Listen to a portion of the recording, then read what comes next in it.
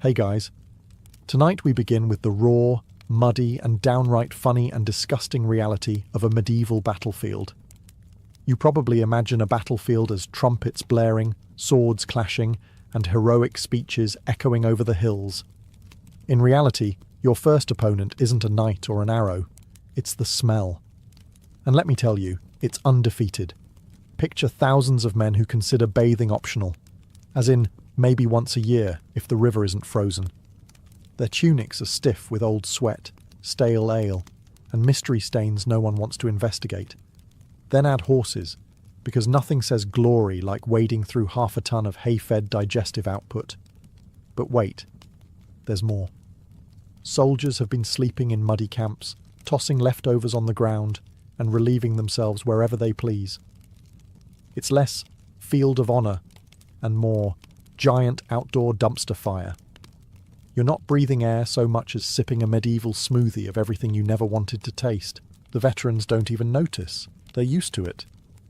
The guy next to you casually sharpens his spear while you're doubled over dry heaving, wondering why no one mentioned this in the training manual. He gives you a look that says, "First battle, huh?" And you realize, yes, you've already embarrassed yourself before the fighting even begins. And this is before anyone swings a weapon. You're supposed to be bracing for the charge, but your body is staging a rebellion against your nose. You wanted to stand tall and look heroic, but instead, you're gagging like you've just walked into the world's worst tavern latrine. Modern people underestimate this because we live in a world of soap, deodorant, and garbage trucks. You can handle a crowded subway on a summer afternoon, maybe even a weekend music festival without showering. Now multiply that by 10,000, add livestock, and crank the humidity to unholy. That's your battlefield. So no, you don't get your glorious opening charge. You get watery eyes, a spinning head, and the strong urge to lie down until the breeze changes direction. Unfortunately, there is no breeze. Only a wall of odour so thick it feels like it could be bottled and sold as eau de desperation. And that's the real ambush. Not steel, not arrows, just the air itself. Before the first blow is struck, you've already lost to medieval hygiene. You thought armour would make you look like a hero. You pictured yourself striding across the field, sunlight bouncing off polished steel, peasants gasping at your radiant presence. Reality check. Armour isn't a fashion statement. It's a medieval sauna you can't take off. First problem, the weight. A full suit can be 50 to 70 pounds, and it doesn't distribute evenly. You're waddling around like a metal turtle, and every step feels like you're sinking into the earth. Want to swing a sword? Sure, but only once, because by the second swing your arms are shaking like overcooked noodles. Second problem, the heat. Inside that helmet it's not heroic. It's suffocating metal oven. Your breath fogs up the visor until you can't see, and the only breeze you feel is the faint whiff of your own stale air. If you do manage to peek through the slits, congratulations. Your reward is realizing you still can't move fast enough to dodge anything. Third problem, falling over. In the movies, knights charge through chaos like unstoppable tanks. In reality, if you trip in mud, you're done. You don't pop back up gracefully.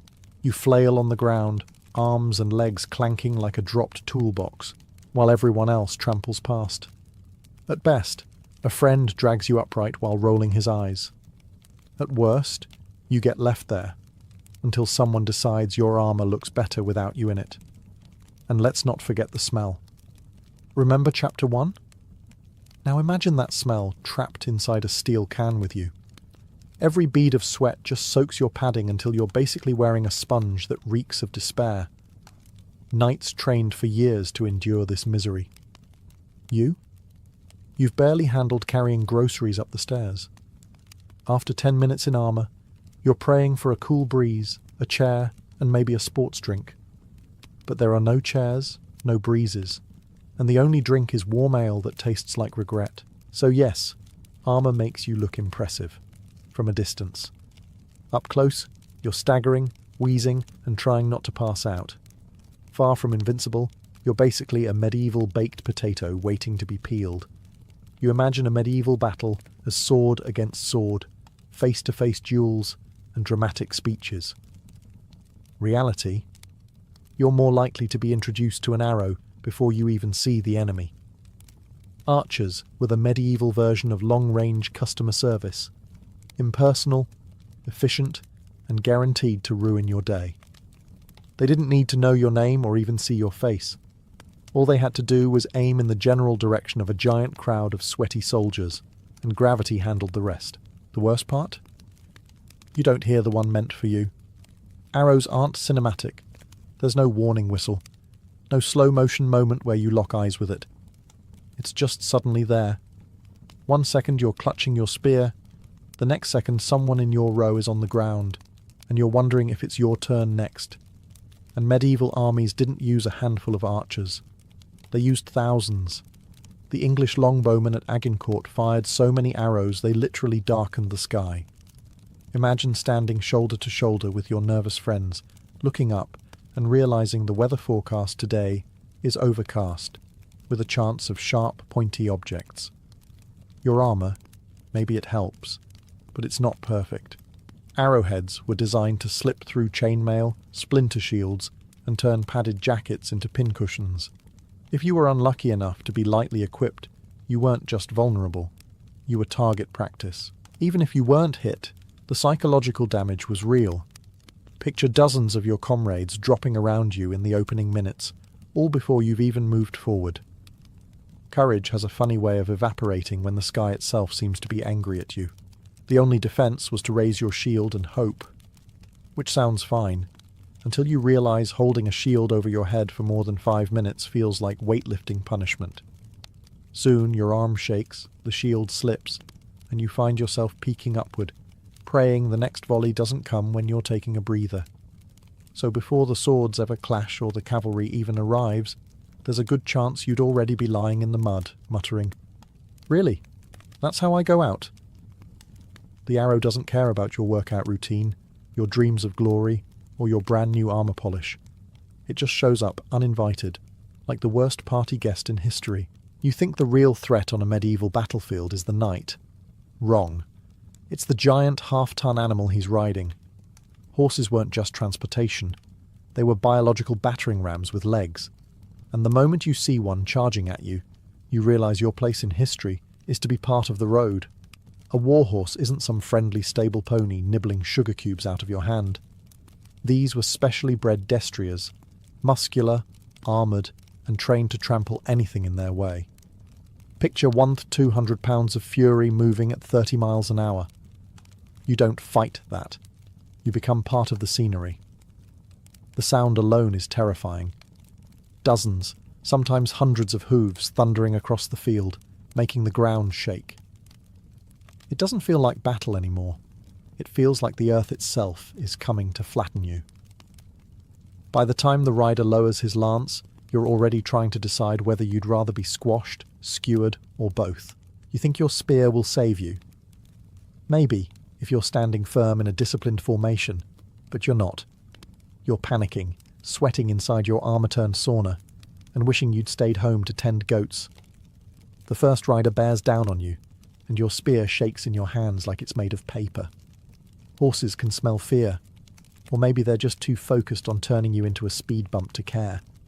And if the lance doesn't get you, the sheer momentum will.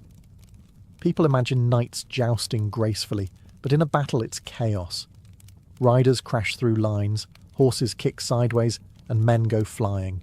One solid hoof to the chest, and you don't need a second opinion from a medieval doctor. You're finished. Even if you dodge the first wave, you're not safe. Cavalry doesn't politely take turns. They wheel around and charge again, trampling over whoever is unlucky enough to still be on the ground.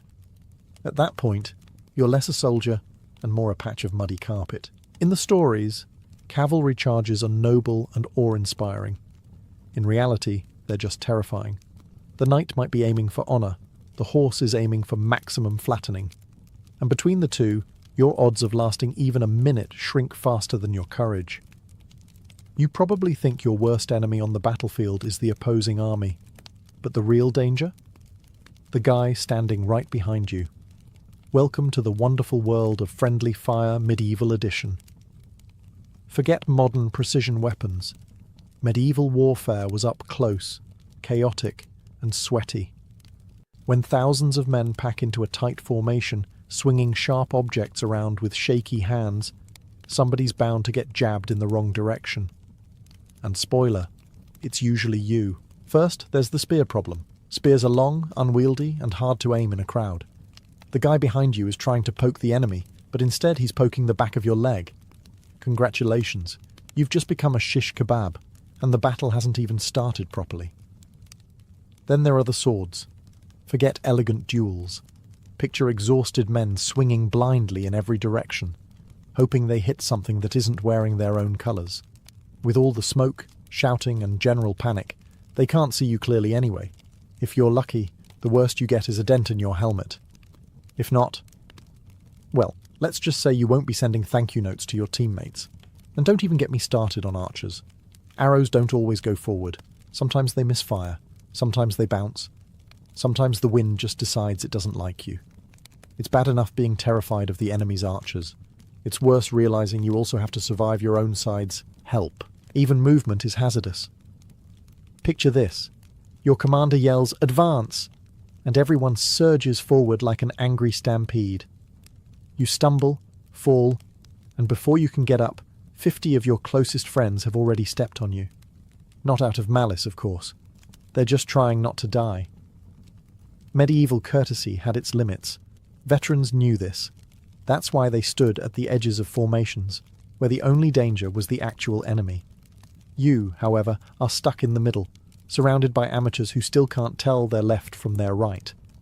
Every time someone swings, you flinch, because half the danger is in your own ranks.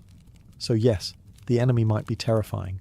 But sometimes survival means watching out for Steve from your own village, who's currently swinging his axe like he's chopping firewood, and doesn't realize your head is not a log. On the medieval battlefield, friendly was just a figure of speech. You've survived the smell, the arrows, the horses, and even Steve from your own village swinging his axe like a toddler with a stick. You're feeling pretty good, until you realize the battlefield itself is out to get you. Because in the Middle Ages, mud wasn't just mud. It was a weapon. Here's how it happens. Thousands of men and horses stomp across the same patch of ground for hours. It doesn't matter if you started on dry grass. Within minutes, it's been churned into soup. The kind of sticky, sucking sludge that clings to your boots and laughs at your attempts to move. Every step feels like you're trying to walk through porridge. Now imagine you're weighed down with 50 pounds of armour. You take one wrong step, sink knee-deep, and suddenly you're stuck. You try to pull your foot out, but your boot decides it would rather stay behind. You wobble, you fall, and before you know it, you're lying face first in medieval quicksand. And here's the fun part. No one's stopping to help you. Not because they don't care, but because they can't. When people are panicking and charging in every direction, you're just another obstacle in the mud. Soldiers step on you, horses splash over you, and the whole time you're trying to breathe through a helmet that's slowly filling with sludge. So much for your glorious duel under the sun. Even if you do manage to stand back up, you're exhausted. Your legs feel like lead, your armour is clogged, and every step is slower than the last. Meanwhile, arrows and cavalry don't care that you're basically fighting while standing in wet cement. You've become the easiest target on the field. And it wasn't just you. Whole armies bogged down in swampy terrain. At battles like Agincourt, knights drowned in mud before they even reached the enemy. Imagine being one of the most feared warriors of your age, only to be defeated by a puddle. Not exactly the ending you want sung about in taverns. So when you picture yourself standing tall and brave on a battlefield, don't forget the ground beneath your feet. Because in the Middle Ages, the earth itself seemed determined to drag you down. Literally. In short, you don't need an enemy to beat you. A muddy patch of farmland will do the job just fine. You've managed to stay on your feet through mud, arrows, and the occasional hoofprint to the ribs. You're telling yourself, okay, maybe I can survive this. And that's when it happens. Someone near you panics. And just like yawns in a crowded room, panic is contagious. It starts small. One soldier glances over his shoulder and notices that half the formation looks less like a disciplined army and more like a group of villagers playing dress-up with sharp objects. He mutters something, takes a step back, and suddenly his neighbour thinks retreat has begun. Within seconds, 3 more men are running. A minute later, the entire line is falling apart like a poorly baked pie. You want to be brave, to stand your ground, but bravery isn't all that attractive when everyone around you is bolting for the hills. Because here's the thing about human instinct. When 50 people sprint in one direction, your brain doesn't think, hold steady. It thinks, run, idiot. And medieval commanders knew this. That's why they screamed themselves hoarse, waving flags and blowing horns, trying to convince men to stand in neat little lines while cavalry thundered toward them. Sometimes it worked, sometimes it didn't. When it didn't, the field turned into a stampede of armoured men tripping over each other, with horses and wagons adding extra chaos to the mix. Here's the kicker. You don't even have to panic first. Someone else's fear infects you. You feel the rush of bodies, you hear shouts of retreat, whether it's true or not, and suddenly your spear is on the ground and your legs are running faster than your brain can process. You'll tell yourself later that you were being strategic, but deep down you know you just joined the medieval equivalent of a Black Friday sale crowd, only with more sharp edges. And panic wasn't just embarrassing, it was dangerous. Soldiers crushed one another in the rush, wagons overturned, and men were trampled under their own comrades. You could survive arrows and lances, only to be flattened by your best friend because he couldn't handle the pressure. So yes, panic is contagious. On a battlefield, it spreads faster than the plague. And just like the plague, it rarely ends well for you. You always thought the battlefield would sound cinematic, trumpets blaring, swords ringing, maybe a few manly grunts. Instead, what actually breaks you isn't the fighting, it's the noise. The first thing you notice is the shouting. Thousands of men, all yelling at once, war cries, commands, curses, and the occasional, "Where's my shoe?" It's not a heroic chorus, it's chaos with lungs. You can't tell if your commander is telling you to advance, hold, or go home and milk the cows. Then come the drums and horns, supposedly meant to organise the army. In practice, they just add to the confusion. You hear one horn blast, but so does the enemy, and suddenly you're wondering if you just charged when you were supposed to stand still. Layered on top of that are the sounds of impact. Steel on steel doesn't make a noble clang. It screeches, scrapes, and jars your teeth. Every strike rattles your skull through the helmet, leaving you dazed like you've been ringing a bell with your head all afternoon. And then there are the horses. Horses don't politely whinny in battle, they scream. A war horse shrieking at full gallop is not majestic. It's the sound of nature reminding you that you are very small and very crushable. Now add in the human element. People don't die quietly. They groan, wail, and cry out for their mothers in voices that cut through the rest of the noise. You weren't prepared for that, and suddenly your grand fantasy of being a hero feels more like standing in the middle of a very loud nightmare. The result? You can't think. You can't focus. You can't even hear yourself breathe inside your helmet. Your brain just shuts down under the sound. That clever plan you had about staying calm under pressure? Gone. Your body is swinging wildly just to keep up, hoping you're hitting the right people. So no, you're not broken by a sword to the chest or an arrow in the leg. You're broken by the sheer, overwhelming noise of thousands of terrified, angry, desperate humans packed together. It's not glorious. It's deafening. And when you finally stumble out of the chaos, if you survive at all, your ears will still be ringing, a medieval souvenir you didn't ask for. You probably pictured yourself charging into battle with a gleaming sword, slashing left and right like the star of a historical epic. Hate to break it to you, swords are the most overrated weapon on the field. In fact, if you brought one, you've already made your first mistake. First, swords were expensive. Unless you were a noble or had a very generous employer, chances are you didn't even own one. You'd be stuck with a spear, an axe, or maybe just a sharpened stick if your lord was really cutting corners. Which is bad news, because in your fantasy, you were definitely the guy with the cool blade, not the one poking nervously from 10 feet away. Second, swords weren't even that practical. Spears dominated battlefields because they kept the danger far away, as in, over there with the other guy, not in your personal space. You, on the other hand, with your shiny sword, have to get up close. That means in order to look heroic, you've basically volunteered to step into stabbing range. Third, you're not trained.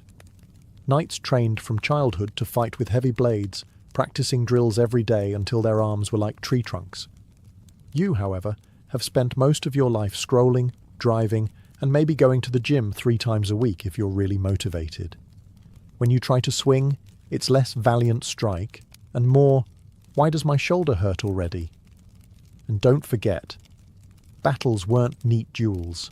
They were packed, sweaty mobs where swinging a long blade was more likely to slice your neighbour than your enemy.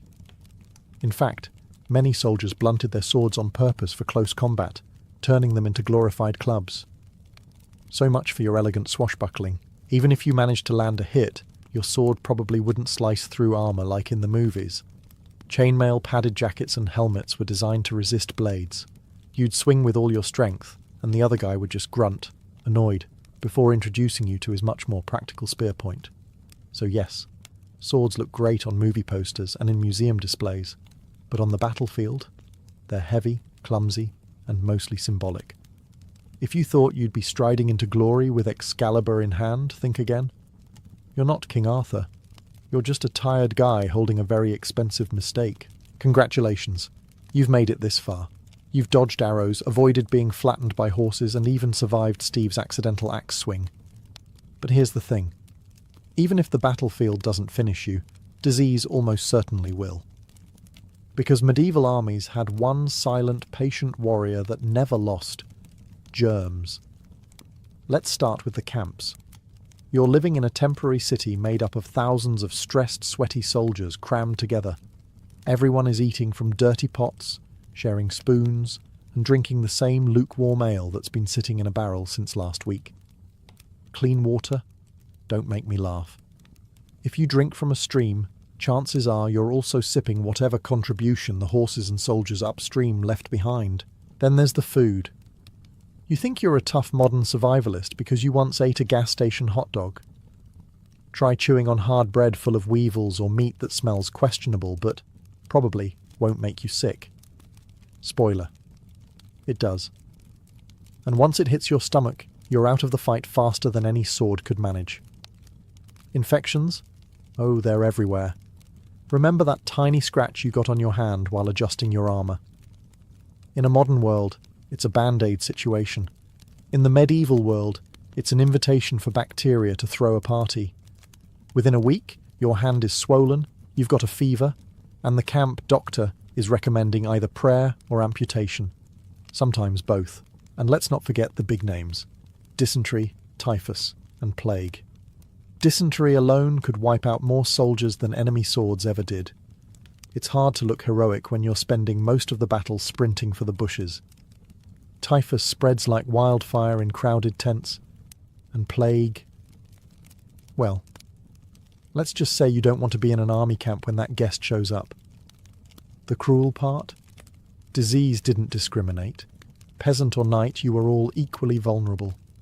The fanciest armour in the world couldn't stop contaminated water or a flea bite. You might survive the battlefield itself, only to spend the next week curled up in agony, wondering if being stabbed would have been quicker. So, even if you escaped the mud, the arrows, and the horses, disease was waiting patiently in the wings, ready to claim you anyway. On a medieval battlefield, germs were the real champions, and you were always on their side. You might have thought the danger on a battlefield came from weapons, but no. It's the weather that finishes you off. Welcome to the medieval climate experience. Half sauna, half freezer, all misery. Let's start with the heat. You're wrapped in layers of padding, chainmail, and metal. Basically medieval winter wear in July.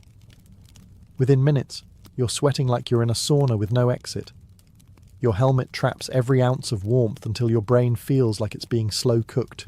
You can't wipe your forehead because your hands are busy trying to hold your spear, so the sweat just pours into your eyes. Vision. Gone. dignity gone. You tell yourself you'll push through, but then dizziness sets in. Heat exhaustion isn't glamorous. You're not collapsing dramatically after a noble duel. You're slumping like an overheated tourist at Disney World, except instead of a water bottle, you get a bucket of tepid ale that somehow makes things worse. And then, once the sun sets, the battlefield switches personalities. The heat disappears, and now you're shivering in damp clothes. You're lying on the ground, no tents, no sleeping bags, just grass that feels suspiciously like a sponge. That sweaty armour padding that baked you during the day, now it's an ice-cold sponge wrapped around your chest. There's no campfire luxury either. If you're lucky, maybe you huddle with a few equally miserable soldiers and share body heat. If you're unlucky, you're alone, teeth chattering loud enough to alert the enemy. The night is long, dark, and full of regrets. Mainly the regret that you didn't stay home and claim bad ankle when recruitment day came around. The worst part? This cycle repeats. Every day it's the same. Roasting during the battle, freezing during the night. Your body can't keep up. You're drained, dehydrated, and one strong gust of wind away from crying. Medieval warfare wasn't just about clashing armies. It was also about surviving the world's most punishing outdoor camping trip, only without marshmallows or s'mores to make it tolerable. So while the movies show heroic knights fighting tirelessly under banners, the truth is, half the army was either fainting in the sun or shivering in the dark. And you? You'd be doing both. You might assume that medieval soldiers marched into battle well-fed, ready to swing swords and shout slogans. Wrong. On the battlefield, food wasn't fuel. It was a punishment. Let's begin with the bread, if you can call it that. Hard as a rock, baked weeks ago, and crawling with little weevil roommates who are paying no rent. You don't eat the bread. You gnaw it, like a frustrated beaver, until your jaw aches. If you're lucky, you soften it in ale. If you're unlucky, you break a tooth and now have a dental emergency in the worst place on earth. Next up, meat. You dream of roast chicken, maybe a nice stew. Instead, you get salted pork that's been packed so long it smells like despair. Fresh meat exists, but only if you're quick enough to grab it before it spoils in the sun, or before the noblemen eat it all. For you, it's usually rancid scraps that test your stomach's loyalty. And let's just say stomachs are not loyal. Vegetables? Don't make me laugh. The closest you'll get to greens is the grass you collapse on when your digestion betrays you. Fruit, if it appears, is already fermenting. Congratulations, you've discovered the medieval version of kombucha, except instead of boosting your health, it sends you sprinting for the bushes. And water. Oh, precious water. Clean water is a fairy tale. Streams are shared with horses, laundry, and soldiers relieving themselves upstream. So your choice is drink dirty water and gamble with disease, or stick with ale. Sounds good, right? Wrong. Ale isn't refreshing. It's warm, weak, and tastes suspiciously like someone tried to brew regret in a bucket. The result? You're constantly exhausted, dehydrated, and one bad meal away from being sidelined permanently.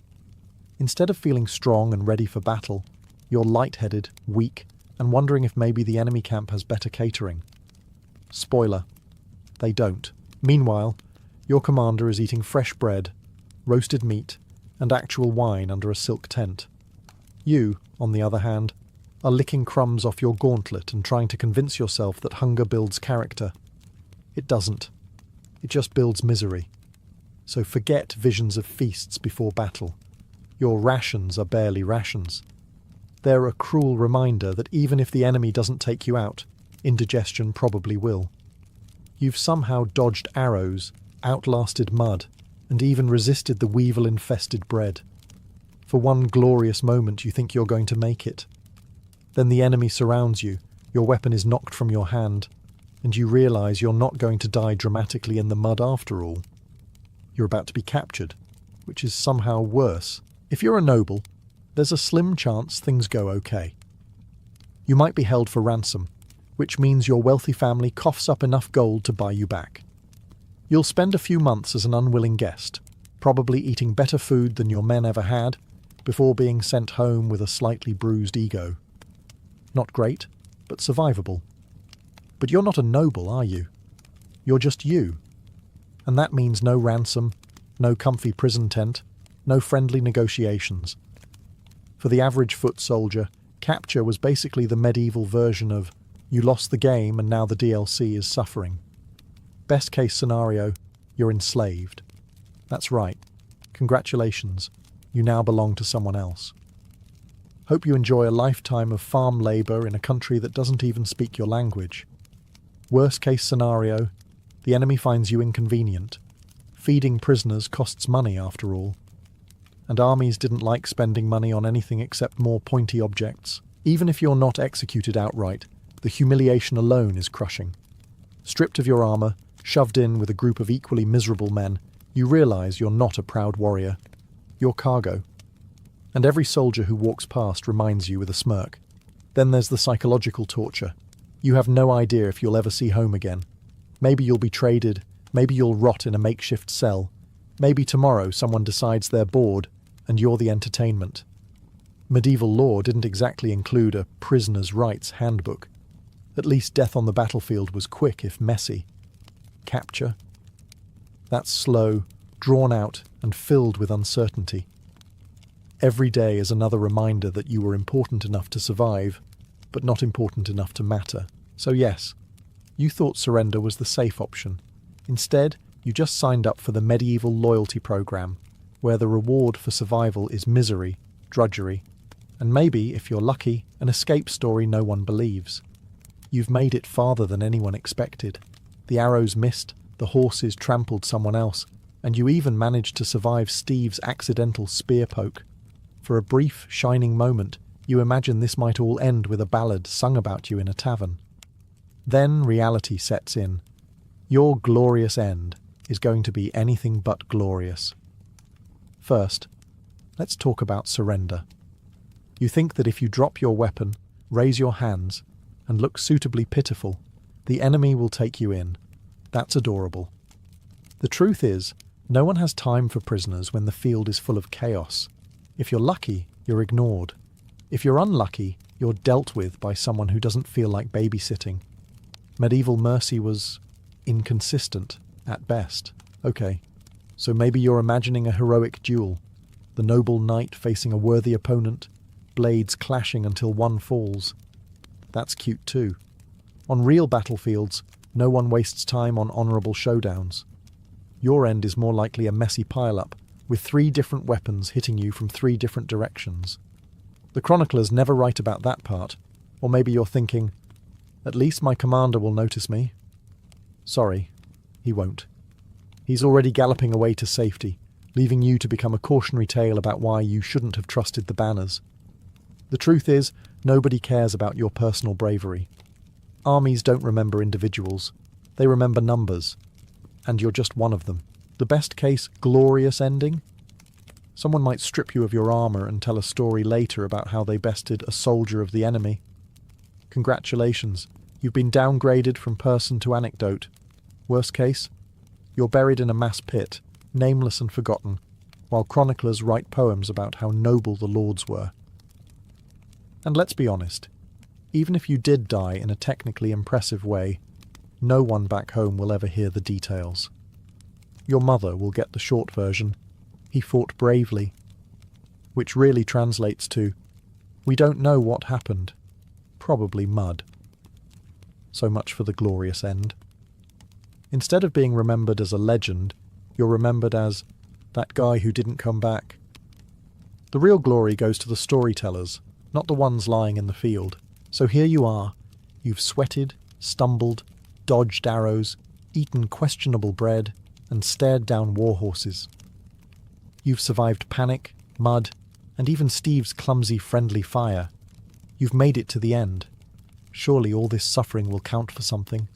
Surely your name will echo through history. Not quite. In the Middle Ages, unless you were a noble, a commander, or someone who married into a very complicated family tree, your legacy boiled down to, Nothing. Chroniclers didn't waste ink on common soldiers. They wrote about kings, dukes, and the occasional dramatic noble who tripped over his own lance. You, the anonymous foot soldier, simply became part of the body count. At best, the army lost 3,000 men. Congrats, you're one of the 3,000. And let's say you did something impressive. Maybe you held the line for a few extra minutes, or you actually managed to knock a knight off his horse. Does that get you remembered? Nope. The glory gets credited to your lord, who was probably sitting on a hill strategizing while you did the actual work. Back home, your family might remember you for a while, but even then, it's not as a hero. It's as the one who didn't come back, which is less epic and more depressing. Villagers will nod solemnly for a few weeks before moving on with their lives, because survival doesn't stop to honour the fallen. Meanwhile, songs and poems about the battle focus entirely on the nobility. The peasants who fought, bled, and froze in the mud, they're stage props. Nobody sings about you, nobody carves your name on a monument. Your armour gets looted, your body goes into a pit, and history forgets you existed. And if you think your spirit will live on in tales told at taverns, think again. The only stories people love are about outlaws, kings, or saints who did something flashy.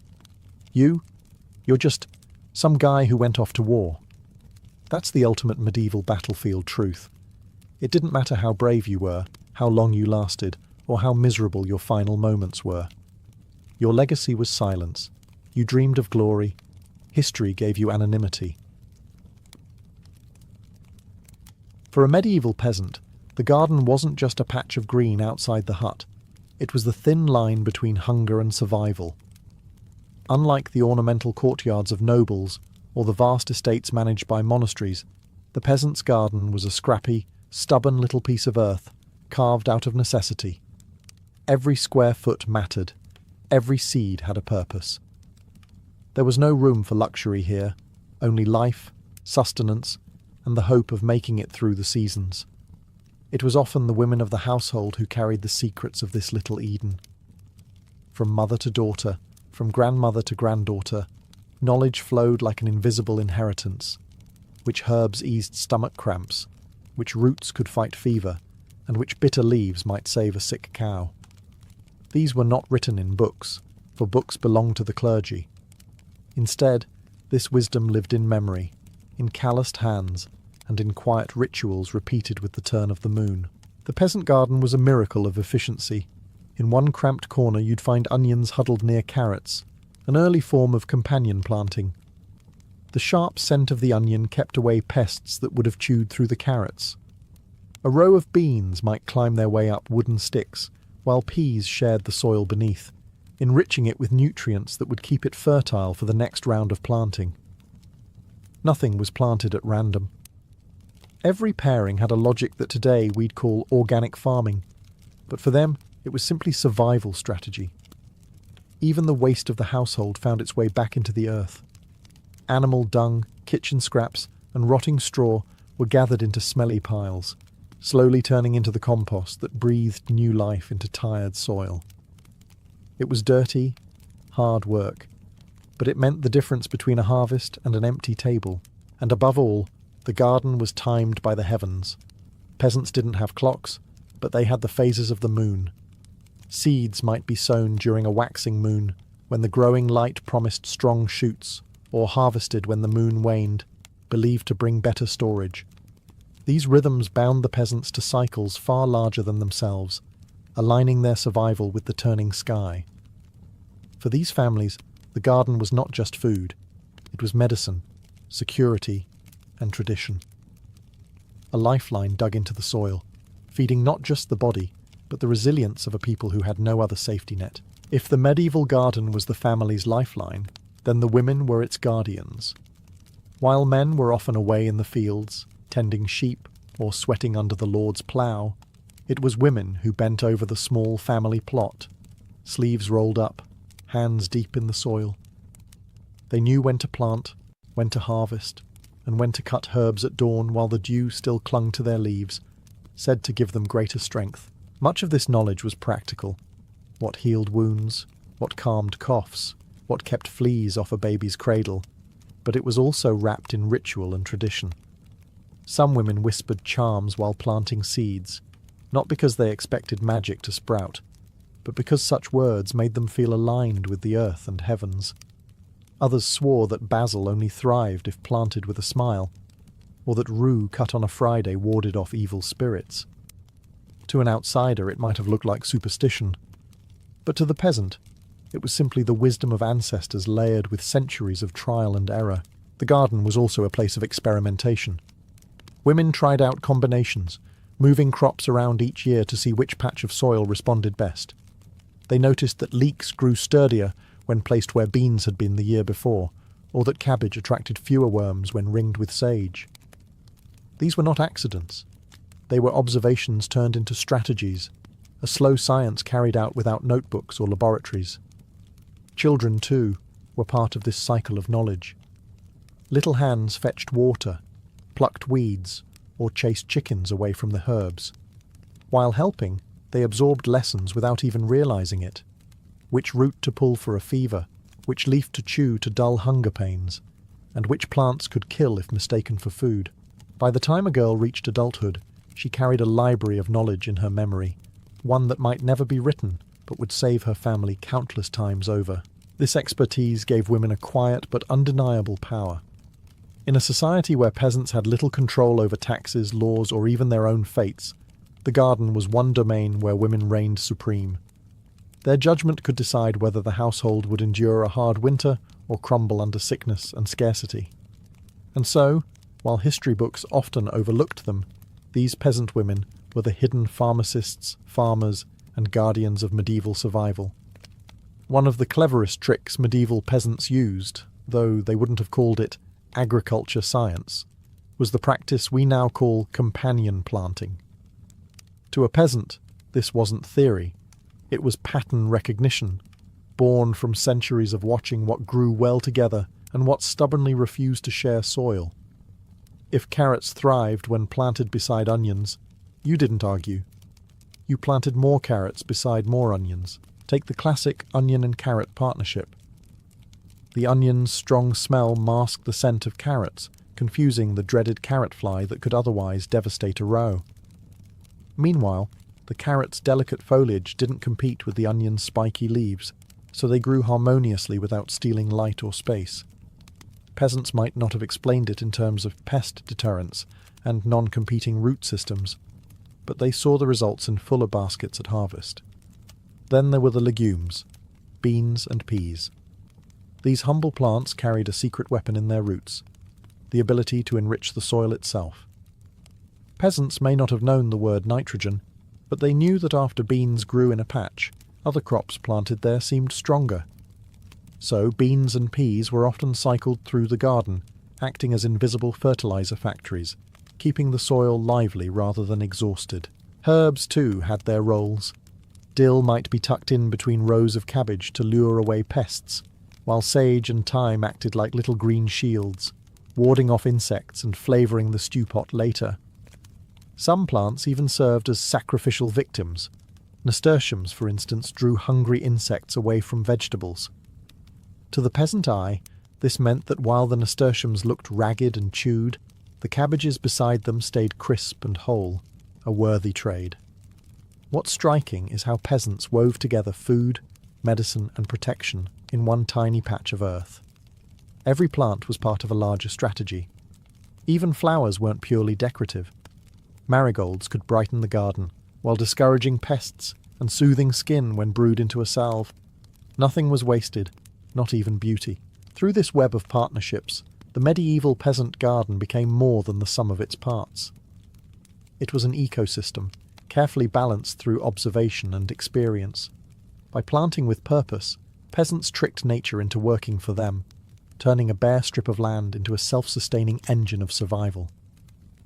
If the medieval peasant garden had a secret ingredient, it wasn't some rare herb or forgotten spellbook. It was manure. Yes, plain, smelly, unavoidable dung. Cows, sheep, pigs, chickens, Whatever the household had, their waste was just as valuable as their milk, wool, or eggs. To the modern mind, it might sound unglamorous, but in a world without chemical fertilizers, animal waste was liquid gold, or more accurately, steaming brown gold. The process was simple, though hardly pleasant. Manure was collected and heaped together with kitchen scraps, old straw, and whatever organic matter could be spared. Over time, this unsightly mountain transformed. Heat built up inside the pile, worms wriggled through it, and slowly, rot worked its alchemy. Weeks or months later, what had once been a revolting heap became rich, crumbly compost, dark earth that smelled less like dung and more like life. Peasants noticed the difference immediately. Where compost was spread, the soil stayed looser, crops grew taller, and harvests looked far more promising. Without it, the land turned stubborn, hard, and less generous year after year. Composting, though not given a fancy name, was a cornerstone of survival. There was even a rhythm to its use. Manure from different animals had different reputations. Cow dung was prized for being steady and reliable, pig manure for being potent, and sometimes too strong if not aged properly, while chicken droppings were considered the fiery stuff, almost too hot to spread fresh without burning the plants. Every peasant learned this through trial, error, and probably a few tragic carrot patches sacrificed along the way. The recycling didn't stop there. Nothing organic was wasted. Potato peels, cabbage stalks, even the bones from a stew might be tossed into the compost heap, broken down over time into nutrients. It was a cycle that kept the garden alive. Animals fed the family, their waste fed the soil fed the plants, and the plants fed both animals and people again. In a strange way, the compost heap was the medieval peasant's version of modern recycling. It turned garbage into hope, filth into food. And while no one wrote poems about it, every family who survived the winter owed their thanks to the humble, stinking miracle of manure. For medieval peasants, the sky was more than a backdrop of stars. It was a clock, a calendar, and sometimes even a whispering guide. Without printed almanacs in every home, peasants turned to the most reliable timekeeper they had, the moon. Its waxing and waning glow became a kind of farming manual, believed to influence the pull of growth in plants, just as it stirred the tides of the sea. Seeds were never scattered carelessly. A waxing moon, swelling toward fullness, was thought to draw sap upward, encouraging strong shoots and leafy growth.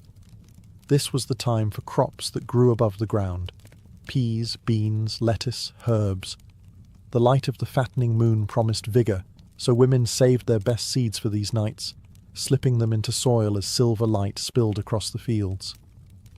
When the moon began to wane, shrinking toward darkness, its pull was believed to sink deep into the earth. That was the season for root crops: onions, carrots, turnips, vegetables that needed to bury themselves in the soil to thrive. To sow them under a waxing moon would be courting disappointment. To plant them under the waning one was to align with nature's hidden currents. Even harvesting and preserving were timed with the sky. Herbs meant for medicine were best gathered at dawn with dew still on their leaves, preferably under a waxing moon when their strength was thought to be fullest. Grain for storage was ideally cut when the moon waned, its pull said to keep rot and pests at bay. These practices weren't idle superstition. For a family with no surplus, even small improvements meant survival. Of course, not every peasant gazed up at the stars philosophically. Some grumbled about the timing, muttering that the moon's pull didn't matter nearly as much as the weather or the Lord's tax collector. Yet, over generations, enough successes aligned with lunar planting that the tradition endured.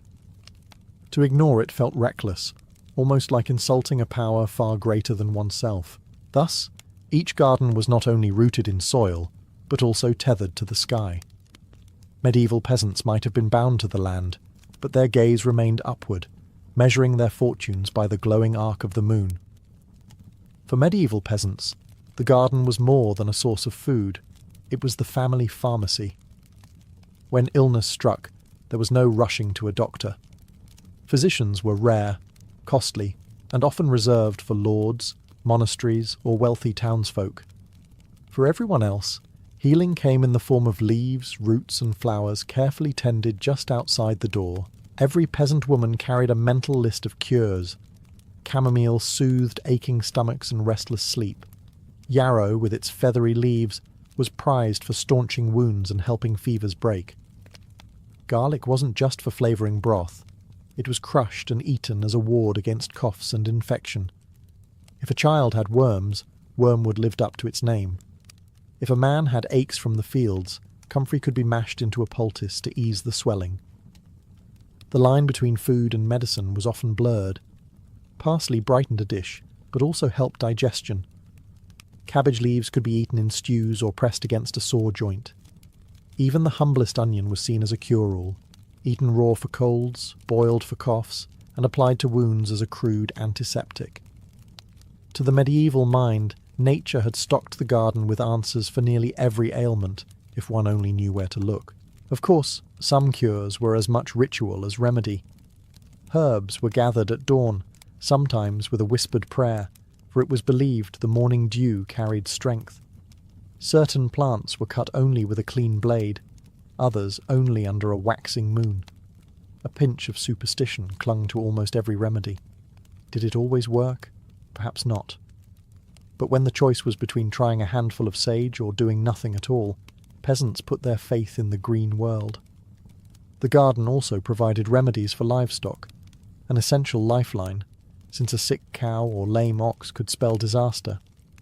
Nettles were fed to improve milk, garlic given to chickens to keep them healthy, and bitter herbs mixed into fodder to fight parasites. The same patch of earth that kept people alive also safeguarded their animals. In short, the medieval garden wasn't just about calories. It was about resilience. Every herb growing there carried the memory of past sicknesses survived, lessons learned, and knowledge handed down. For peasants, these plants were both lifeline and legacy. The medieval peasant garden was never static. It pulsed with the rhythm of the seasons. To survive, families had to think months ahead, planning not just for today's meal, but for next winter's survival. Each season carried its own tasks, rituals, and risks. Spring was the season of hope and back-breaking labour. As the frost retreated, women and children turned the soil, breaking clods with wooden tools and spreading precious manure from the heap. Seeds for peas, onions, and lettuce were tucked into the warming earth. This was a time of nerves and prayers, for a late frost or too much rain could undo weeks of effort in a single night. Families sowed not just crops, but also their fortunes for the year. Summer brought growth, but also vigilance. Gardens were weeded constantly, for weeds were relentless rivals. Children were dispatched to scare off birds or chase chickens away from tender shoots. Herbs were cut in midsummer, when their oils were said to be strongest, and some plants, like dill or fennel, were dried and stored for both flavour and medicine. Summer was a balance of reaping enough for daily meals while carefully saving the best for the leaner months to come. Autumn was harvest season, the moment of truth. Carrots and turnips were pulled from the ground and packed into cellars or pits lined with straw. Cabbages were hung upside down or salted into barrels. Beans and peas were dried for winter stews, while onions and garlic were braided into long ropes to be hung in smoky kitchens. Families measured their survival in baskets and bundles, hoping their stores would last until spring returned. Winter was the long test. Gardens fell silent, buried in frost, yet the work continued indoors. Herbs dried in summer were brewed into teas for fevers. Stored roots were rationed carefully, stretched to last until the earth softened again. Some families even sprouted beans inside clay pots near the fire for a touch of fresh green when the snow seemed endless. This cycle was relentless, repeated year after year. To miss a season, to plant too late, or to misjudge the harvest could mean hunger. But when the rhythm was kept, the peasant garden became more than a patch of earth. It became a compass, guiding families through the harsh turning of the medieval year. Though each peasant family kept its own small patch of soil, no garden existed in isolation. Villages were woven together by necessity, and the sharing of seeds, cuttings, and hard-earned advice was as much a part of survival as the planting itself. One household might guard a particularly hardy strain of bean, while another kept a lineage of onions that stored longer through the winter. Over time, these exchanges created a living library of plants, passed hand to hand like heirlooms. Women were often the centre of this quiet commerce. When neighbours gathered at the well or churchyard, gossip might be laced with gardening secrets. How to keep slugs off lettuce, which root patch had thrived despite drought, or which herb had healed a stubborn cough. Knowledge wasn't hoarded, it was traded, woven into the fabric of community life. The loss of a crop in one household could sometimes be offset by generosity from another, for all knew that next year the roles might be reversed. Gardens also tied peasants to the larger web of tradition. Feasts and festivals often began in the soil. Garlic and leeks flavoured stews shared at midsummer gatherings. Herbs like sage and thyme seasoned communal bread. Even small celebrations, like a wedding or christening, drew upon the fruits of many gardens, stitched together in a shared meal that bound neighbours as tightly as kinship did. Yet community could also spark quiet competition. Who had the earliest peas? Who managed to store cabbages without rot? Who brewed the strongest nettle beer or the most soothing chamomile tea? Pride slipped between rows of beans just as surely as weeds did. And a well-kept garden was a mark of diligence, even status, among peasants who had little else to boast about. Still, in hard years, when blight, pests, or weather threatened the harvest, gardens became lifelines not just for families, but for entire villages. Shared seed stock ensured survival, and collective knowledge helped rebuild what had been lost. These little plots of soil were not merely private endeavours, they were threads in a larger tapestry of survival. In the end, the medieval peasant's garden wasn't only a source of food and medicine. It was also a bond between neighbours, a symbol of resilience, and a reminder that in a world of uncertainty, survival was always a communal act. The medieval peasant garden was small, often no more than a fenced patch pressed close to the family's hut, yet within its boundaries lay the heartbeat of survival. These gardens never dazzled with beauty the way noble estates did, nor did they carry the scholarly prestige of monastery orchards. But for the peasant family, their humble garden was more precious than gold. It fed, healed, and sustained them through the endless cycle of work and uncertainty. Each row of onions or beans was a thread in a web of resilience. Companion planting kept pests at bay without the need for powders or potions. Compost heaps transformed waste into life. The moon's phases, red in the night sky, guided the timing of sowing and harvesting, and herbs doubled as medicine, standing in for doctors peasants could rarely afford. All these tricks stitched together survival strategies, learned not in schools but in soil, carried in memory, and guarded in tradition. What makes these gardens remarkable is not only their practicality, but their legacy. The methods peasants relied on, companion planting, natural composting, herbal medicine, echo in today's conversations about sustainability and organic farming. What we now call eco-conscious living was for them simply life. Their survival instincts became an unbroken chain, passed through centuries, shaping practices still alive in rural villages across Europe. And yet, beyond the practicality, these gardens offered something deeper, a sense of control in a world where peasants had very little. Taxes, weather, war, famine. These were forces beyond their grasp. But in their gardens, with their own hands, peasants could carve out a measure of security. A row of leeks meant fewer hungry nights. A pot of sage tea meant hope against fever. Even a single sprig of thyme drying in the rafters was a quiet act of defiance against the fragility of life. The medieval garden, then, was more than earth and plants. It was memory and resilience, a partnership between people and the natural world. In its tangled rows and compost heaps, peasants built not just food for the body, but a legacy of endurance, proof that even in the harshest conditions, human ingenuity can bloom from the soil. Spartacus was not the kind of man Rome expected to fear. He began not as a king or general, but as a soldier, who, after deserting the Roman legions, found himself captured and sold into slavery. His fate seemed sealed when he was sent to the gladiatorial school at Capua, a grim training ground where men were broken, reshaped, and thrown into the arena to fight for the amusement of roaring crowds. To most Romans, gladiators were little more than tools, entertainment wrapped in muscle, destined to bleed for sport. But Spartacus was different. Accounts suggest he was Thracian, a man from the rugged lands north of Greece, and he carried the toughness of his homeland with him. He endured the brutal drills, the weapons practice, the endless punishment that turned men into living spectacles. Yet under the surface, he was quietly watching, learning, and waiting.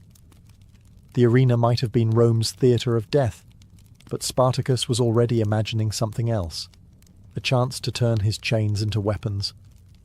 In 73 BCE, the opportunity came.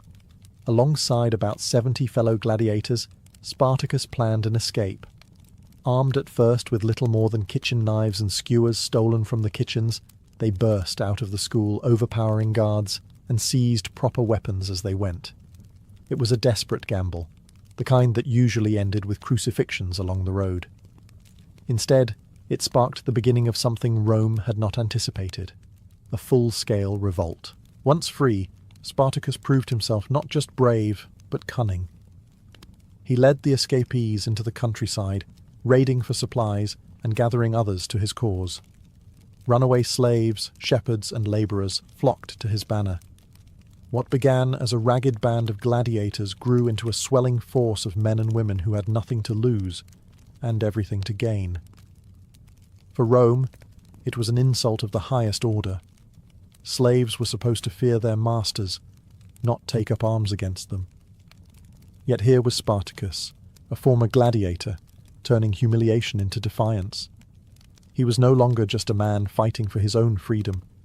He was the spark of a rebellion that would soon terrify the mightiest empire of the Mediterranean. When Spartacus and his fellow gladiators first slipped into the hills, the Roman authorities barely noticed. To them, this was a nuisance, a handful of runaway slaves who would be hunted down in short order. But Rome had underestimated what desperation could achieve. What began as 70 men quickly swelled into hundreds, then thousands. Every runaway slave, shepherd, and field hand who heard the whispers of rebellion had a choice: remain in chains or take a gamble on freedom. For many, the decision was easy. The countryside became Spartacus's recruiting ground. He welcomed men who had known nothing but the lash, women who had been sold and resold, even entire families who slipped away under the cover of darkness. Within months, his army was no longer a gang of fugitives, but a swelling community bound by rage and hope. Estimates vary, but ancient sources suggest that at its peak, his following may have reached 70,000 men and women. It was an astonishing number, enough to shake the very foundations of Roman control. Spartacus himself showed a gift for leadership that surprised everyone. He trained his followers with discipline, teaching them to fight in formation rather than as scattered mobs. He organized supply raids with precision, ensuring the rebels were not simply surviving but thriving. Weapons were taken from defeated Roman soldiers, while blacksmiths among the slaves reforged farming tools into spears and swords. The camp became a rough reflection of a society. Fighters, cooks, healers, scouts, and families all bound together by the dream of liberty. Rome, still dismissive, sent poorly trained militia to put the revolt down.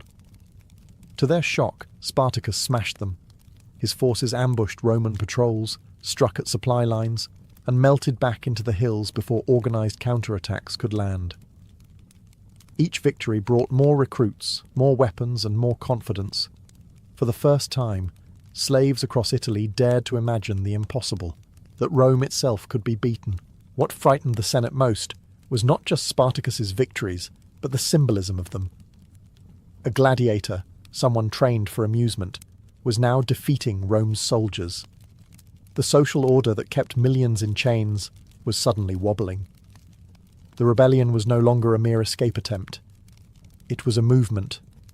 At first, The Roman Senate treated Spartacus as a minor irritation, a blemish on their pride rather than a genuine threat. Gladiators, after all, were trained killers, but still slaves. Surely a few militia would crush them like flies. But as news spread of Roman patrols cut down, towns raided, and entire regions slipping into panic, Rome realized this was no ordinary revolt. Spartacus's victories had become an embarrassment. Worse, they were an inspiration to other slaves across Italy. In 73 BCE, the Senate dispatched a praetor, Gaius Claudius Glaber, with a proper force to deal with the uprising. His orders were simple: surround Spartacus and starve him into submission. Glaber marched his men to block the rebels on Mount Vesuvius, confident that hunger would do his work for him. But Spartacus had no intention of waiting quietly to die. Using ropes woven from vines, he and his men scaled down the steep side of the mountain, surprising the Romans from behind. In a brutal clash, Glaber's forces were routed, their camp overrun, their supplies seized. The Senate's first real attempt to crush Spartacus ended in humiliation. This defeat sent shockwaves through Rome. It was one thing for militia to be beaten, quite another for a praetor and his legions to be outsmarted by slaves. A second praetor was dispatched, Verinius, but he too suffered defeats, his soldiers scattered and his camp captured. Each Roman failure added fuel to the rebellion, drawing more men and women to Spartacus's cause. By now, the revolt could no longer be dismissed as a minor uprising. Spartacus commanded tens of thousands, moving through the Italian countryside with both cunning and ferocity. He was not seeking random chaos. His strategy was to march north, escape Italy, and lead his people back to their homelands beyond Roman control. Freedom, not conquest, seemed his goal. Yet freedom for slaves meant humiliation for Rome. To allow Spartacus to succeed would undermine the very foundation of Roman society, built on the labour of millions in bondage. The Senate could no longer afford half measures. The rebellion had grown into a war, and Rome would have to treat it as such. The time of dismissing Spartacus was over. With the praetors humiliated, Spartacus suddenly found himself the master of an army Rome had failed to contain. What had started as 70 men armed with kitchen knives was now a swelling host, tens of thousands strong, hardened by desperation and inspired by victory. These were not polished legions, but men and women who had escaped chains and tasted triumph. That taste was intoxicating. Spartacus's plan, at least in the beginning, was straightforward: escape Italy. He knew Rome would never forgive a slave revolt, and every victory only made the Senate more determined to destroy him. The Alps lay to the north, beyond which freedom beckoned. If his people could break through, they might scatter back to Gaul, Thrace, and beyond, slipping forever from Rome's grasp. It was a bold vision. Tens of thousands of slaves marching like a migrating nation, carrying their families, their hopes, and their vengeance toward the mountains. The march north was anything but simple. The rebels clashed with multiple Roman forces sent to intercept them, and each time Spartacus proved himself a strategist of rare talent. He divided his forces when needed, used ambushes in rugged terrain, and struck quickly at isolated detachments before they could regroup. Roman commanders who expected disorganized mobs instead found themselves fighting disciplined formations, led by a man who understood both cunning and courage. Ancient sources describe the shock in Rome as entire legions faltered before a gladiator's army. Spartacus defeated consular forces, humiliating men who had once held the highest offices in the Republic. Camps were captured, standards seized, and supplies redistributed to his followers. With every clash, his reputation grew, and so did the fear that gripped the Senate. Yet even within the rebel ranks, there were divisions. Not everyone shared Spartacus's vision of escape. Some, led by fellow gladiators like Crixus, wanted to stay in Italy, plunder, and revel in their newfound power. These disagreements would eventually weaken the movement. For now, though, victory after victory fueled momentum, and Spartacus pressed northward. By 72 BCE, he had reached the edge of Italy, the towering Alps in sight. Freedom was within reach. But fate, and perhaps the lure of vengeance, would soon turn him back toward the heart of the empire he sought to escape. By 72 BCE, Spartacus stood on the edge of triumph. The Alps loomed ahead, cold and unyielding, but beyond them lay freedom. For the first time, it seemed possible that tens of thousands of former slaves might slip through Rome's grasp, scattering to their homelands and vanishing beyond the reach of Roman law. Yet in that crucial moment, the rebellion faltered, not from Roman steel, but from the choices within Spartacus's own camp. Spartacus wanted to press forward, to climb the mountains and lead his people away from Italy forever. But his army was not made of Thracians alone. Among them were Gauls, Germans, shepherds, farmers, and countless men who had known nothing but bondage in Roman soil. Some argued that Rome itself, with its fat estates and sprawling cities, should be plundered. Others, like the gladiator Crixus, saw no reason to flee when they could enjoy power where they stood. To men who had lived under the lash, the thought of turning their backs on vengeance seemed unbearable. Crixus and his followers eventually broke away, choosing to stay in Italy and raid the countryside. Spartacus continued north with the larger force, but the split was a dangerous omen. When Roman legions caught Crixus and his men, they were slaughtered, tens of thousands cut down in a single confrontation. Rome celebrated, but Spartacus did not. Sources claim he forced captured Romans to fight in mock gladiatorial games, sacrificing them in honor of his fallen comrades. A grim reminder that this was no ordinary war, but one born of slavery and rage. Then came Spartacus's fateful turn. Instead of pushing through the Alps to freedom, he led his army back south, deeper into Italy. The reasons remain debated. Some say his followers refused to leave, demanding vengeance and plunder. Others suggest Spartacus himself saw an opportunity to strike at Rome directly, perhaps even dreaming of toppling the Republic. Whatever his motive, the march south marked a turning point. The chance for escape slipped away, and with it, the best hope for lasting freedom. The rebellion was no longer simply a flight from slavery. It was becoming a struggle for dominance within Italy itself, a war Rome could not ignore, and one that Spartacus could not easily win. By 72 BCE, Rome had suffered humiliation after humiliation at the hands of Spartacus. Praetors had failed, consuls had been beaten, and legions had been routed by a force that, in the Senate's eyes, should never have existed. Rome needed a solution, and it found one in Marcus Licinius Crassus, one of the wealthiest men in the Republic. Crassus was ambitious, ruthless, and eager to turn a slave war into a stepping stone for his political career. Unlike earlier commanders, Crassus treated the rebellion as a true war. He raised 6 new legions in addition to the remnants of those already bloodied in battle, giving him perhaps 40,000 men. But numbers alone would not guarantee victory. Crassus knew that Rome's recent failures were due in part to poor discipline. His solution was as brutal as it was effective. He revived the ancient punishment of decimation. When one of his legions broke in the face of Spartacus's forces, Crassus ordered every 10th man executed by his comrades. It was a savage punishment designed to strike terror into the hearts of soldiers, and it worked. Fear of Spartacus was replaced by fear of their own commander. Crassus had reforged the Roman legions into a machine of discipline and obedience, ready to grind down the rebellion. Meanwhile, Spartacus and his army continued to move south, plundering estates and defeating detachments. But cracks were showing. Supplies grew harder to secure, factions within the camp argued, and the dream of unity was fraying. Some sources suggest Spartacus even tried to negotiate passage to Sicily, hoping to continue the fight with the help of rebellious slaves there. But the plan faltered, perhaps betrayed by pirates who promised ships and delivered nothing. The rebels remained trapped in Italy, hemmed in by Rome's tightening grip. Crassus began his campaign with caution, fortifying his positions and cutting off Spartacus's mobility. He built massive defensive works across the toe of Italy, walls and trenches stretching for miles, aiming to pen the rebels in and starve them out.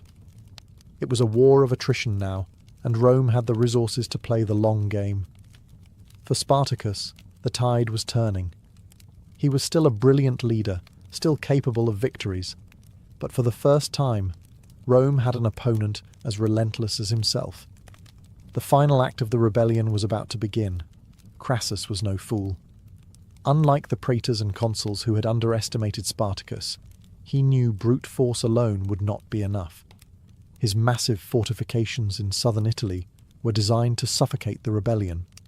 Trenches, walls, and ditches stretched across the land, hemming the rebels into the tip of the peninsula. It was a bold strategy: starve Spartacus's army until desperation forced surrender. But Spartacus was not a man who accepted cages lightly. Faced with dwindling supplies and growing restlessness among his tens of thousands, he devised a daring escape. According to ancient sources, the rebels filled Crassus's trenches with earth, brush, and even the bodies of captured animals, creating passages through which they could break free. Under cover of night, they surged across the barriers, clashing with Roman guards and forcing their way out. It was a brutal gamble, but it worked. The rebellion, bloodied but unbroken, slipped from Crassus's trap. Once free, Spartacus sought to reignite momentum. He struck at Roman detachments, captured supplies, and tried to rally his followers with visions of escape or renewed conquest. Yet the strain was showing. Not all his men remained loyal. Desertions chipped away at his numbers, and the constant hunger for food and weapons gnawed at morale. The grand dream of freedom across the Alps was a fading memory. Now, every battle was a fight for survival. Crassus pursued relentlessly, determined to restore Roman honour. He offered no mercy and took no risks, driving Spartacus into increasingly desperate positions. Still, the gladiator's cunning had not deserted him. In several engagements, his forces inflicted heavy casualties, proving that even cornered Spartacus remained a commander to be feared. But time was against him. The Senate, nervous that Crassus alone might gain the glory of victory, recalled Pompey the Great from Spain to aid in crushing the rebellion. Pompey's legions were marching south, promising to close the jaws of the trap once and for all. Spartacus knew the noose was tightening. If he was to find freedom, or at least dignity, he would have to make a final decisive stand. The stage was set for the last clash, a battle that would decide not just Spartacus's fate, but the message Rome would send to every slave who ever dreamed of freedom. In 71 BCE, Spartacus faced the end of the road. Trapped between Crassus's disciplined legions in the south and Pompey's army marching from the north, he had little room left to maneuver. The Alps were long behind him, Sicily was unreachable, and his once massive army had dwindled, worn down by battle, hunger, and desertion. Yet, Spartacus refused to vanish quietly. If Rome demanded blood, he would give them a river of it before he fell. According to Plutarch, before the final battle, Spartacus killed his own horse, declaring that if he won, he would have his pick of Roman mounts, and if he lost, he would have no need of one. It was a gesture that spoke of defiance, but also of grim acceptance. This was not a march to freedom anymore. It was a march to destiny. The battlefield was brutal. Spartacus hurled his men against Crassus's legions, determined to break through and strike at the heart of Roman power one last time. For hours, the rebels fought with a desperation that shocked even hardened soldiers. Armed with weapons scavenged from years of victories, they crashed against Rome's shields in wave after wave. The ground became a chaos of dust, iron, and cries. Spartacus himself fought at the front, not directing from safety, but carving a path with his sword. Ancient accounts describe him cutting down 2 centurions and fighting his way toward Crassus himself, as if determined to end the war in single combat. He was wounded, yet he fought on, surrounded by his comrades. Eventually, pressed on all sides, Spartacus fell, not crawling, not begging, but standing, sword still in hand. His body was never recovered, swallowed in the carnage of his final stand. The rebellion ended that day. Tens of thousands of slaves lay dead, and the survivors, those unlucky enough to be captured, were shown no mercy. Crassus ordered 6,000 of them crucified along the Appian Way, lining the road from Capua to Rome with bodies as a warning. Travellers would pass those crosses for years, a grim reminder of what awaited anyone who dared defy the Republic. Spartacus's dream of freedom died with him, but his legend had only just begun. The rebellion of Spartacus ended in blood, but its memory refused to die. For Rome, the revolt was both a humiliation and a lesson. The Republic had survived, but only after expending vast resources and suffering repeated defeats at the hands of men it considered beneath contempt. Spartacus had shaken the confidence of the Senate, reminding Rome that the foundation of its power, millions of slaves, could also become its greatest weakness. Official Roman histories portrayed him as a dangerous criminal, a man who threatened the social order. Yet even hostile sources could not hide a grudging respect. Plutarch described Spartacus as intelligent, courageous, and a leader of remarkable ability. For a Thracian gladiator, he achieved what few generals could, defeating consuls, routing legions, and keeping an army alive for nearly 2 years against the might of the Republic. His failure was inevitable, but his defiance was unforgettable. The crucifixions along the Appian Way were meant to silence rebellion forever, but the sight of 6,000 broken bodies may also have fueled the legend. Those who passed along that road saw not just punishment, but a warning of how close Rome had come to disaster. The rebellion haunted the Republic, making elites wary of any hint of unrest among the enslaved masses. In some ways, Spartacus had already achieved what he wanted. He made Rome afraid. Centuries later, his name would be reimagined, transformed from rebel to symbol. To revolutionaries, he became a hero of freedom, a man who dared to rise against impossible odds. To storytellers, his tale became one of courage, sacrifice, and the dream of breaking chains. Even today, Spartacus is remembered less as a defeated slave and more as a defiant figure who challenged an empire. His rebellion did not end slavery, nor did it topple Rome. Yet it carved a place in history far larger than its outcome. Spartacus embodied the universal struggle for freedom, the willingness to fight, even in the face of certain death, rather than accept a life of bondage. In that sense, his legacy endures. Rome crushed his body, but it could not erase the idea he carried, that even the lowest could rise against the mighty, and for a fleeting moment, make the empire tremble. A symposium did not begin with wine, it began with arrival. To be invited was already a mark of status. Only men of the elite were welcome, along with the occasional philosopher or guest whose cleverness outweighed his birth. The setting was the andron, the men's chamber of a wealthy household. It was a space built for display as much as for comfort, its floors often decorated with intricate mosaics, its walls painted with mythological scenes. This was not a place for farming talk or petty concerns. It was a stage where politics, poetry, and philosophy would unfold over the course of a long, intoxicating night. Guests arrived at dusk, greeted by servants who carried water basins for hand-washing and jars of scented oil to dab on skin and hair. To recline at a symposium was not simply to sit, it was to present oneself. Cloaks were arranged just so, sandals polished, hair oiled and combed. Appearance mattered, for here one would not only drink, but also compete in conversation, wit, and reputation. Inside the andron, couches lined the walls, angled towards small tables set with cups, bowls, and garlands of flowers. Slaves bustled quietly, preparing wine bowls and laying out the first offerings to the gods.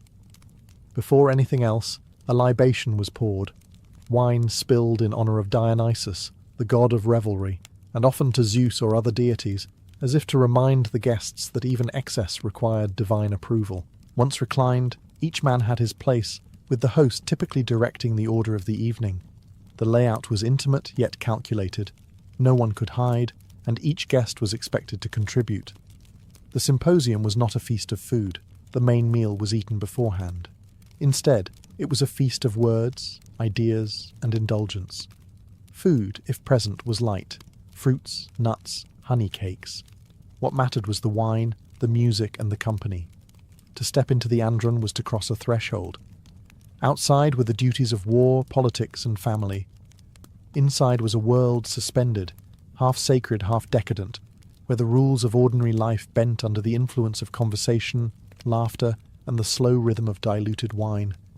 It was a night of masks without masks, where truth might surface in jest, and jest might alter truth. The heart of any symposium was wine, but never straight from the jar. To drink undiluted wine was considered barbaric, something Thracians or Scythians might do.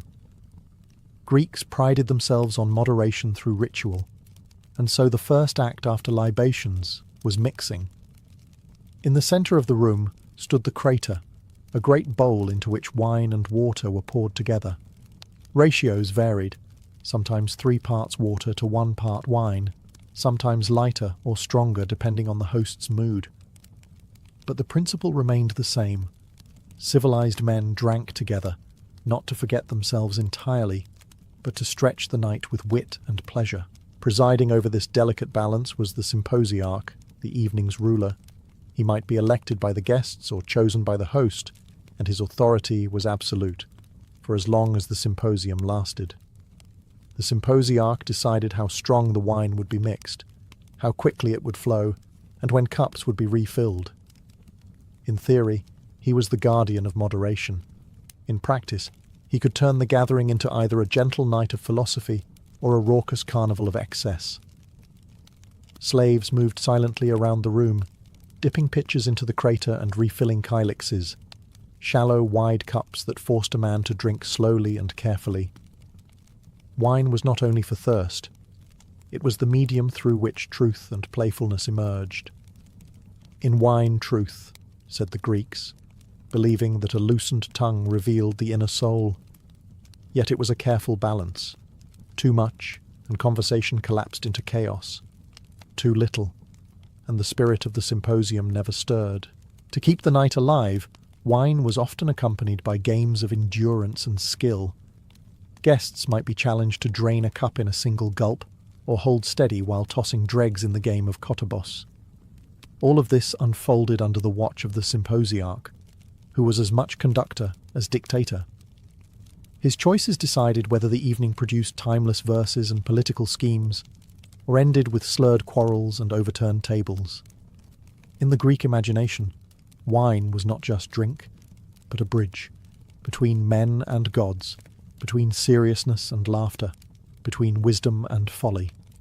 The crater in the centre was both altar and engine, its mixing bowl setting the tempo of the night.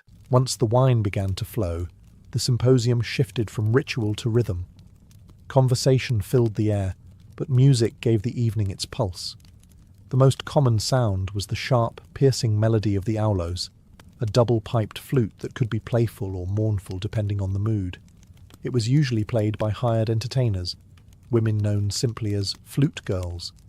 These were not wives or daughters of the guests, but professional performers, slaves, or courtesans brought in to animate the gathering. Their role was more than background music. They provided spectacle, allure, and sometimes intimacy, moving fluidly between art and seduction. Other instruments joined the chorus. The kithara, a lyre-like stringed instrument beloved by poets, or small drums and rattles to keep rhythm. Guests themselves often took part, reciting poems, singing bawdy songs, or improvising verses on themes thrown at them by others. In a world without recordings or stages, entertainment was immediate and participatory. Each guest was both audience and performer, judged not only by his wit but also by his musical grace. Music was not just diversion. It was believed to shape the soul. Philosophers argued whether certain melodies encouraged courage, restraint, or indulgence. To some, the symposium was a training ground for harmony of character. To others, it was simply an excuse to drown out serious thought with dancing and laughter. The truth, as always, lay somewhere in between. The flute girls, meanwhile, embodied the symposium's contradictions.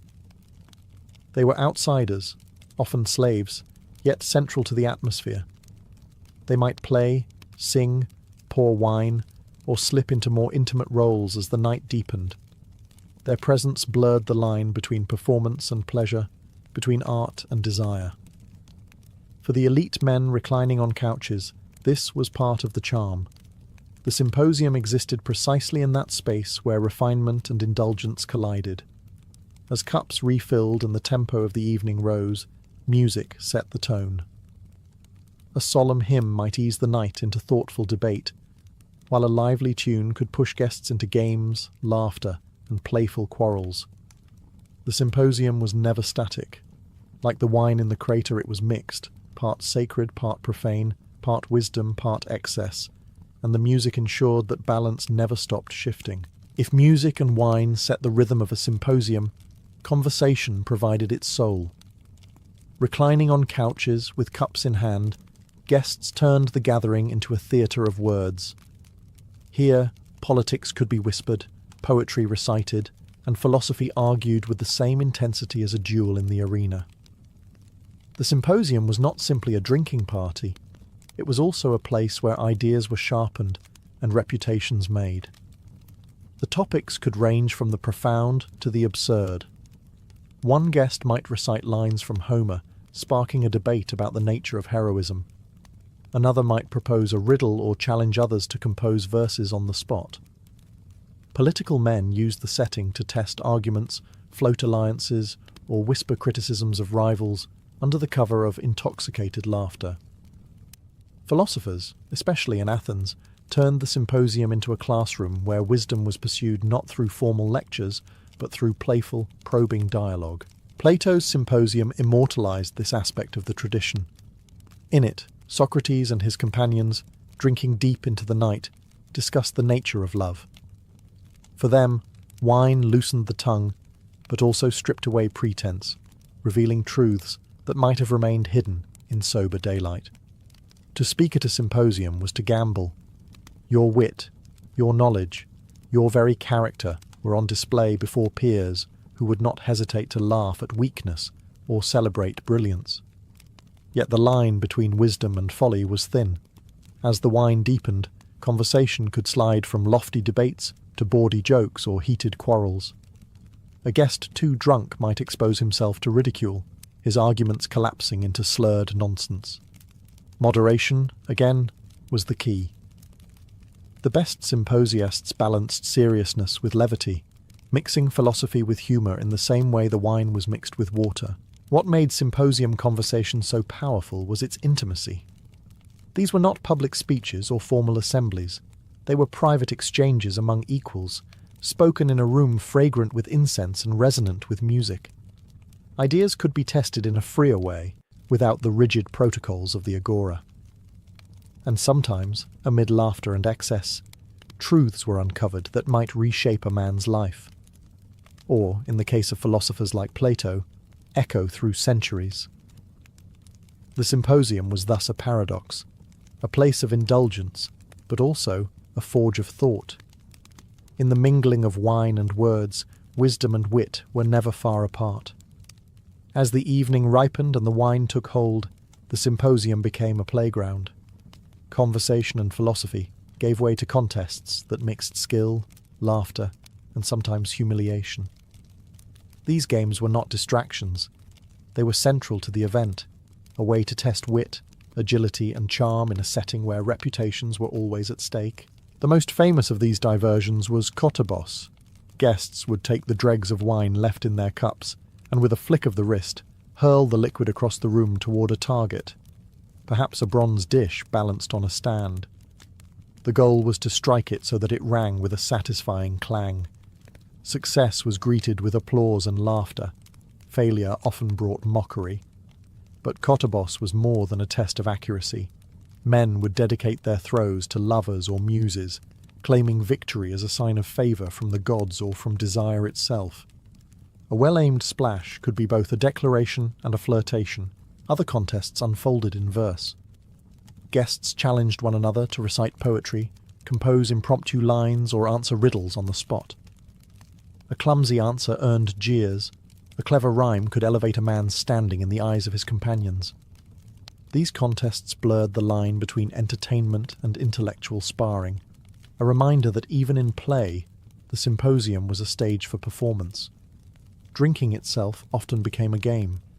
The symposiarch might command that cups be drained in a single gulp, or that each round grow progressively stronger. To falter was to show weakness. To endure was to display resilience and mastery over the intoxicating power of wine.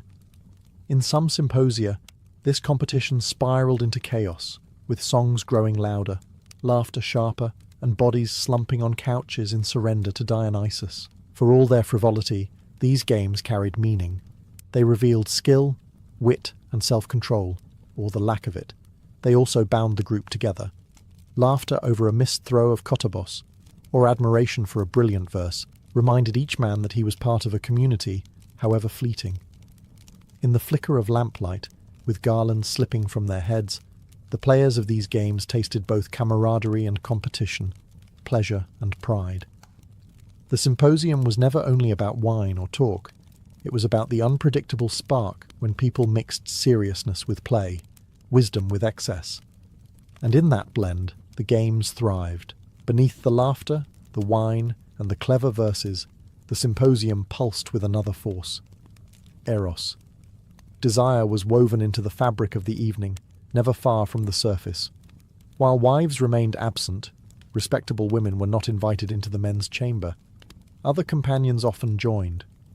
Courtesans, flute girls, and sometimes even young male beloveds moved among the couches, blurring the line between performance and intimacy.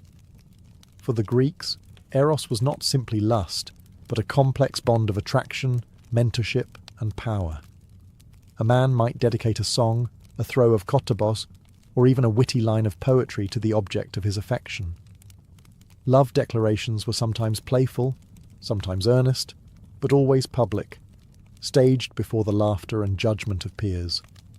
In this sense, the symposium acted as both theatre and proving ground for relationships. Hired companions, such as the renowned hetairai, educated courtesans, brought more than beauty.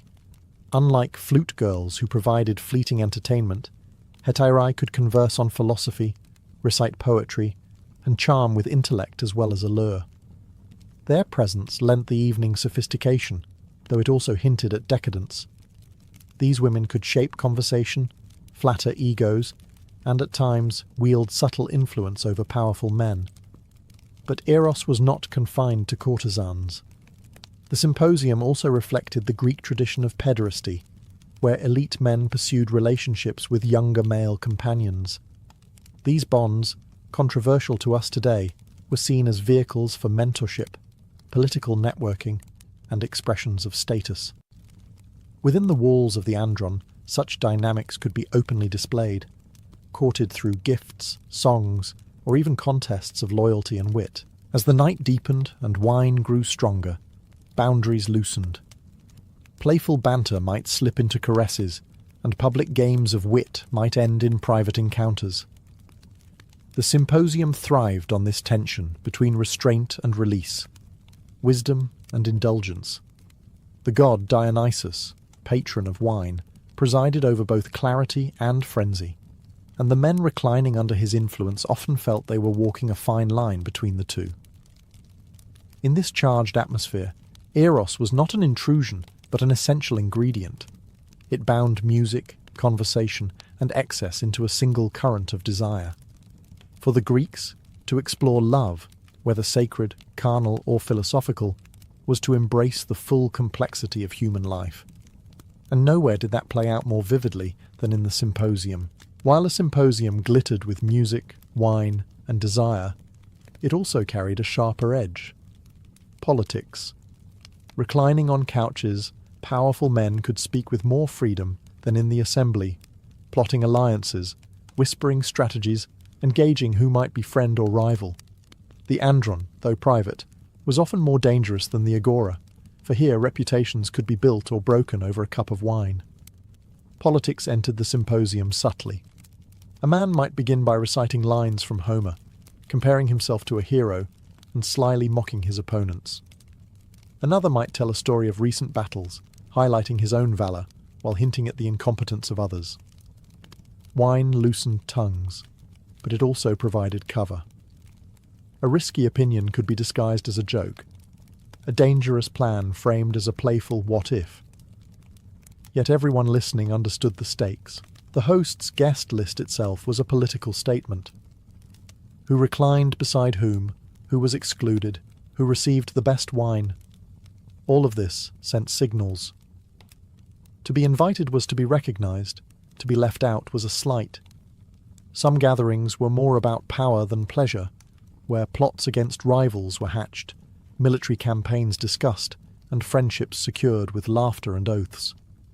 Philosophy often merged with politics.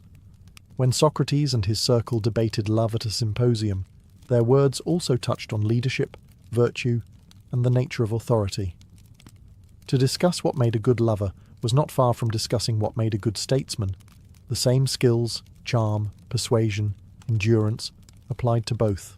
But politics in the symposium was not without risk. A poorly timed boast, a drunken insult, or an overheard conspiracy could ripple outward. Enemies might twist a man's words against him. The intimacy of the andron could nurture alliances, but it could also plant the seeds of rivalry. For many Greek elites, the symposium was not only an escape from duty, but a rehearsal for it.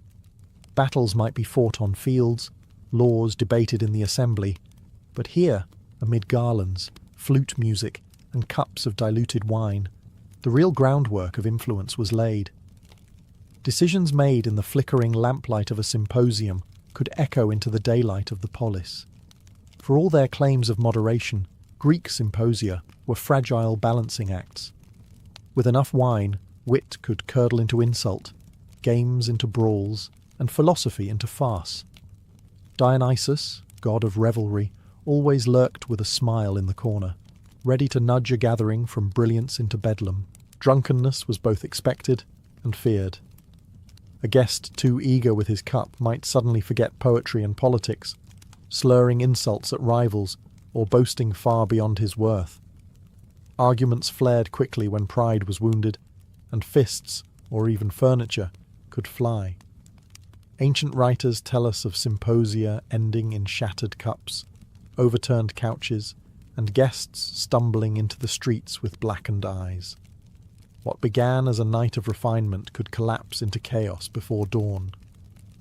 Sexual tensions also stoked disorder. Courtesans and flute girls, objects of affection and competition, sometimes became flashpoints for jealousy. A dedication in Kottabos meant to flatter could spark offence, while a bold advance might escalate into a quarrel. In a room charged with desire, wit and violence were separated only by a thin veil of restraint. The dangers of excess extended beyond bruises. Drunken speech, once dismissed as playful, could return in daylight as evidence. A cutting remark about a magistrate, a whispered conspiracy, or even a careless insult toward a god could destroy reputations. The symposium promised intimacy, but it was never free of risk. What was said in wine did not always stay in wine. Philosophers often warned of this danger. Plato, through the voice of Socrates, argued that drunkenness stripped away reason and corrupted the very purpose of the symposium. Aristotle too remarked on the thin line between the liberation of wine and its ruin. To drink moderately was to loosen the tongue toward wisdom. To drink excessively was to lose control entirely. Yet perhaps this risk was part of the allure. The symposium was not meant to be safe. Its very purpose was to push men into spaces where ordinary rules dissolved, where laughter, lust, and rage mingled freely. Sometimes it produced poetry that echoed for centuries. Other times it ended in broken noses and bruised pride. Excess was always the shadow of the symposium. Without it, the gathering risked dullness. With it, the gathering risked disaster. The guests never knew which way the night would turn. When dawn crept in and the last lamps flickered out, the symposium left behind more than empty cups and garlands crushed into the floor. It left memories, alliances, bruised egos, and sometimes verses that would outlive their authors. For the Greeks, the symposium was never just a party. It was a mirror of their culture, equal parts wisdom and indulgence, philosophy and pleasure. At its best, the symposium was a crucible of ideas. Here, Plato imagined conversations on love that shaped Western philosophy for centuries. Poets tested new lines before audiences quick to laugh or mock. Politicians rehearsed arguments that would echo later in the assembly. The intimacy of the andron made it a workshop for thought, where the barriers of public life could briefly fall away. At its wildest, the symposium was a theatre of excess. Wine blurred boundaries, and Dionysus reigned. Guests sang, joked, competed, and sometimes collapsed in a tangle of limbs. The night could end in a masterpiece of verse, or in brawls spilling into the streets. This unpredictability was the essence of the tradition. The symposium was both cultivated and chaotic, sacred and profane, restrained by ritual yet always flirting with disorder. The social lessons ran deep. The symposium reinforced class distinctions, wives and respectable women excluded, slaves serving silently, while elite men reclined as masters of wit and indulgence. It also exposed the fragility of that order, for in drink and desire, masks could slip and truths emerge. To host or attend was to gamble, not only with reputation, but with the possibility of transformation. Though centuries have passed, the allure of the symposium endures. Scholars study its role in shaping philosophy, literature, and politics. Artists depict its reclining figures, cups in hand, in frescoes and vases. And the very idea of mixing conversation, music, and wine lingers in our own social gatherings, though perhaps with less poetry and more noise. In the end, the Greek symposium was a paradox, like the culture that created it. Disciplined yet indulgent, serious yet playful, intellectual yet sensual. Reclining on couches beneath the gaze of Dionysus, the Greeks explored not only pleasure, but also the boundaries of truth, desire, and community. And that mixture of wine and wisdom remains one of their most lasting legacies.